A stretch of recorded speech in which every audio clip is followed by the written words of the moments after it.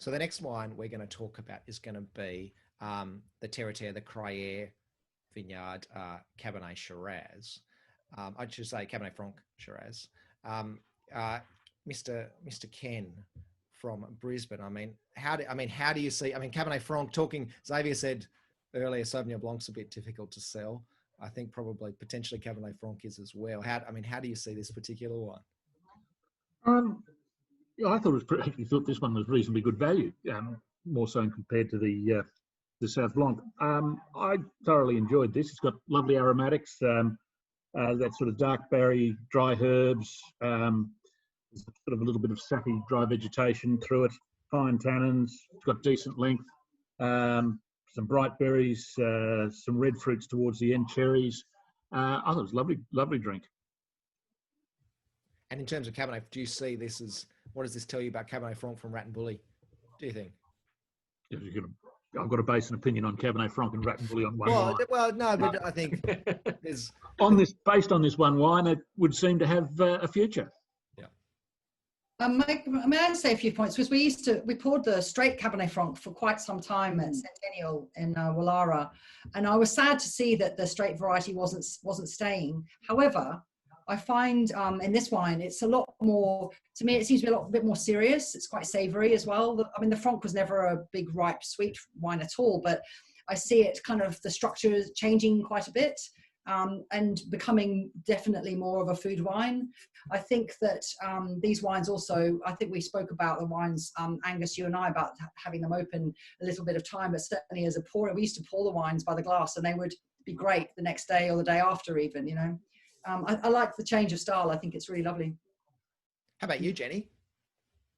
I love Cabernet Franc, and I have been a big fan of Cabernet Franc from that area, and what Xavier's father-in-law has also been pursuing with Cabernet Franc over the years.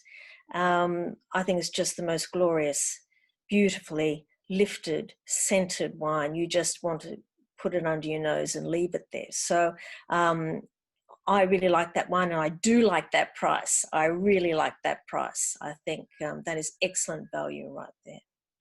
Well, what you said, Melissa, that really rings true to me, what you said about that particular one, because that Cabernet Franc before Xavier was so pretty and perfumed and cranberry and raspberry, and it had all those classic like Anjou-like kind of characters. But this one's actually quite different. Like the Shiraz has actually added a real back into this particular wine. I think it's really given it some oomph and potentially some more character for an Australian audience. Potentially, like you kind of talked about earlier, Shiraz being the local flavour in some ways, and I'd really see that in this wine. You have the Cabernet Franc, you have that graphite-y fruit, but at the same time you have some good blackberry, spicy, tannic richness behind this wine. So I think this will actually probably, while maybe not as pretty now as some of those Cabernet Francs were when they were on release, it actually probably has a lot more potential for aging. I find it an interesting development in terms of Xavier's development of the Cabernet Shiraz genre as something that he sees that vineyard is that he's going to specialise out of that vineyard. Now, I mean, you know, there are any number of Cabernet Sauvignon Shiraz blends. I don't remember Cabernet Franc, or don't remember seeing any Cabernet Franc Shiraz blends.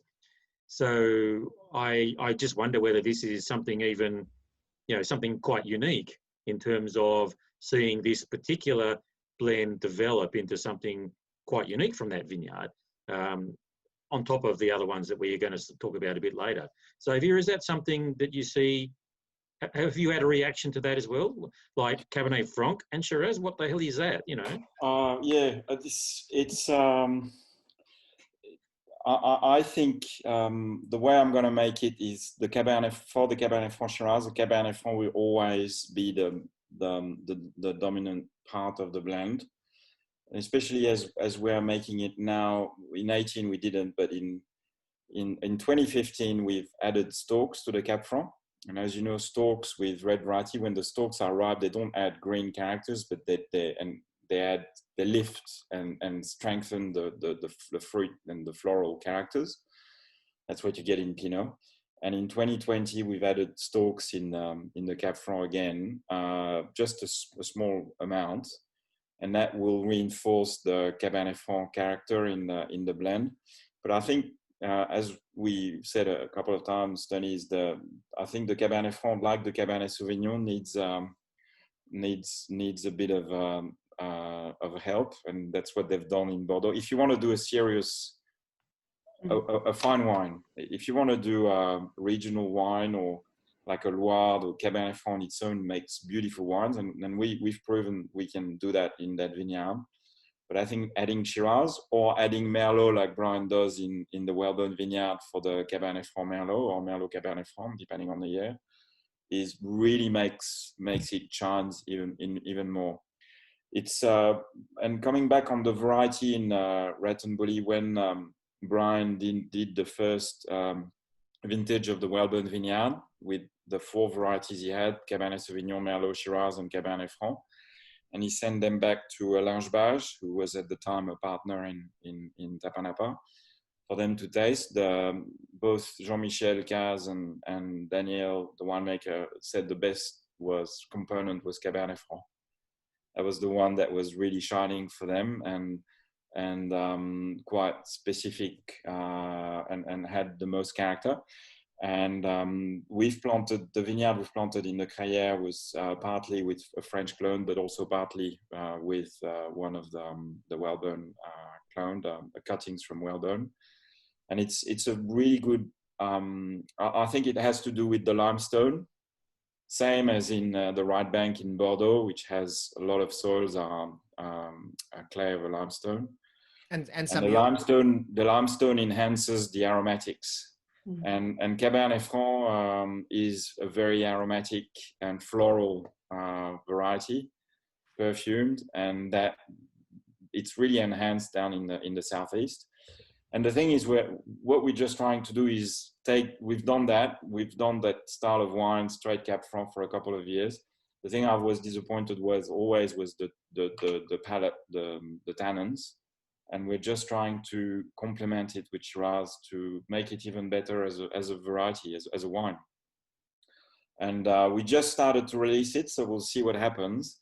But the previous wines we're making, the Ratonbully Red and then the Rouge from the vineyard were Cabernet Franc Shiraz, and they always were selling really well. So I'm quite hopeful that it will be well received. And I think even more when people see on the label what the varieties are. And so can I ask a question?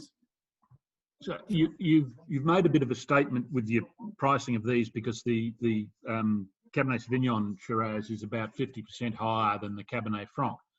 Is that just because that's what you think the market will bear, or is there a reason for it? You think the Cabernet Sauvignon Shiraz is that much better, or?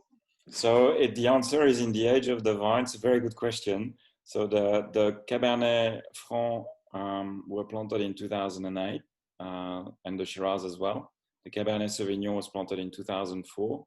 The Cabernet Sauvignon vines are older, but I think the view I have on that vineyard is, as it ages, the prices will fluctuate and evolve.